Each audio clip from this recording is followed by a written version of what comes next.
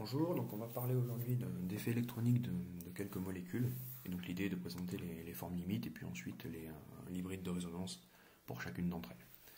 Donc je vous propose en fait d'avoir le tableau avec les différents effets de plusieurs groupements pour plus de facilité. Donc si vous regardez ce tableau, le groupement CH-CH2 a un effet inducteur-attracteur faible, un effet -I.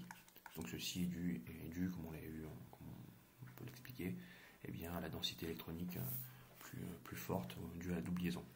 Donc à partir de ce moment-là, on peut avoir une autre forme limite qui provient ici de la liaison pi, qui va se répercuter entre ces deux carbones, et étant donné que le carbone n'a que 4 orbitales atomiques, ne peut pas être entouré de plus de 8 électrons, cette liaison pi-là, due également à l'effet -I, peut se retrouver sur ce carbone-là, ce qui nous donne, comme autre forme limite, un carbone qui va être négatif, si je le fais ici en vert, ce qui récupère une liaison pi, ça lui fait un double non-liant, donc il a un électron de plus sur sa couche externe. Ce carbone-là reste un neutre, et par contre, celui-ci, ce carbone-là également, mais le dernier, étant donné qu'il a perdu un électron dû à la liaison pi, il devient positif.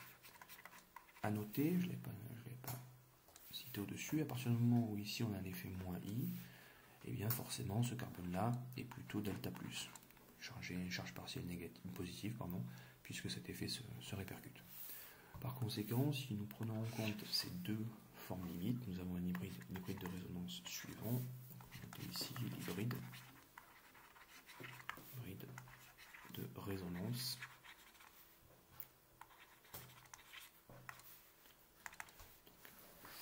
CH2, C, CH, CH, CH, CH3. Ici, on met en pointillé tout ce qui peut se passer. Nous avons cet effet-là. Donc celui-ci est plus 1,5, c'est-à-dire que sur les deux formes limites, il est positif une fois, et ce carbone-là, parmi les deux formes limites, il est négatif une fois. Voilà, je vous remercie pour l'étude de cette molécule.